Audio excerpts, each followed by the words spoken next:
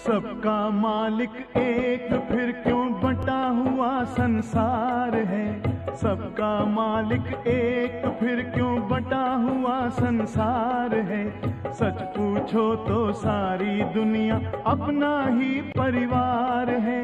सच पूछो तो सारी दुनिया अपना ही परिवार है। सबका मालिक एक, फिर क्यों बंटा हुआ संसार है। सच पूछो तो सारी दुनिया अपना ही परिवार है। सच पूछो तो सारी दुनिया अपना ही परिवार है।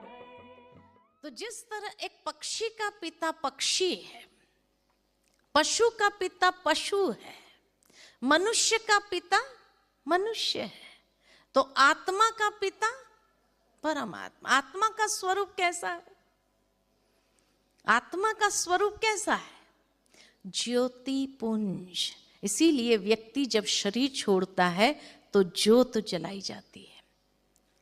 इसी यादगार में कि जो चैतन्य ज्योति थी वो चली गई, उसकी यादगार में वो ज्योति जलाई। तो आत्मा का स्वरूप अगर ज्योति पुंज है तो उसके पिता का स्वरूप कैसा होना चाहिए? वो भी प्रकाश पुंज है। तो जिसको हिंदू धर्म में ज्योतिर्लिंगम के रूप में माना जाता है, ज्योतिर्लिंगम, ज्योति की पूजा कैसे करें, इसलिए हिंदू धर्म में एक आकृति दे दी जिस पर मनुष्य अपनी भावनाओं को अर्पित करता है, और इसीलिए उसको कहा निराकार, जिसकी आकृति मनुष्य सदृश नहीं है लेकिन जो ज्योति स्वरूप है, इसलिए ज्योतिर्लिंगम कहा उसको। और नाम दिया सदाशिव।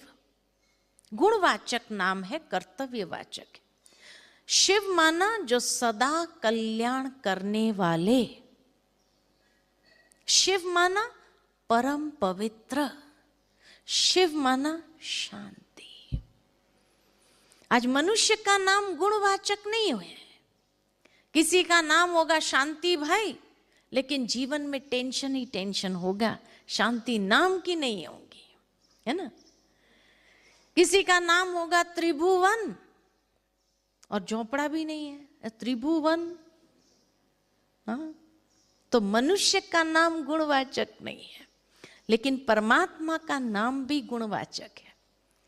और इसीलिए भारत भर में 12 ज्योतिर्लिंगम आज भी महान तीर्थ स्थान माने जाते हैं। कई बार मनुष्य जब 4 धाम की यात्रा करता है, चारों धाम शिव के मंदिर होते हैं। नॉर्थ, साउथ, ईस्ट, वेस्ट, चारों दिशा में उसकी पूजा होती है।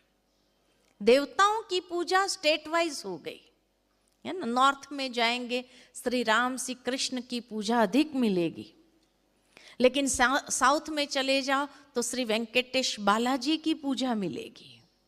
तो कलकत्ता चले जाओ काली पूजा, दुर्गा पूजा मिलेगी।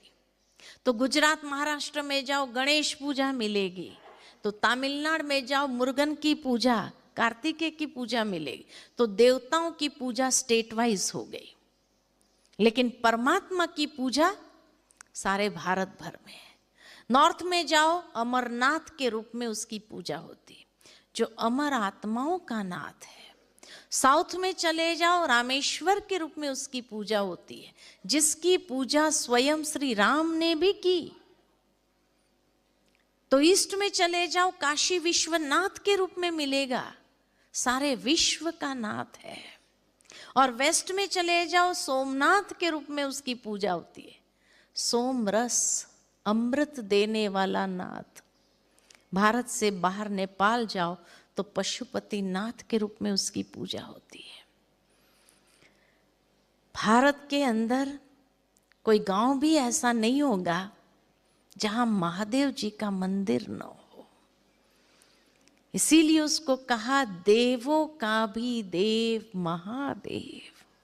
बाकी कोई देवी देवता का मंदिर हो या न हो चलेगा, लेकिन महादेव का मंदिर अवश्य होगा। हर गांव में। इसीलिए जब शिव के मंदिर की स्थापना होती है और उस समय शिवलिंग की प्राण प्रतिष्ठा जब करनी होती है, तो शिवलिंग को द्वार से नहीं लाया जाता है। कहाँ से लाते हैं? कहाँ से लाते हैं? ऊपर से उतारा जाता, ऊपर गुंबज नहीं लगाया जाता है तब तक।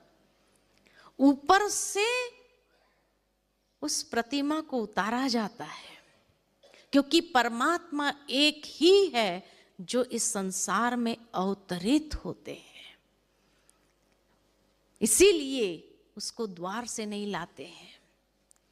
भक्ति में भी कितना सुंदर यादगार है कि एक परमात्मा ही अवतरित होते इस संसार में, उसके बाद गुंबज लगाया जाता है। तो देवों का भी देव महादेव, जिसके मंदिरों के नाम भी गुणवाचक कर्तव्यवाचक और या नाथ या ईश्वर में पूरे होते हैं।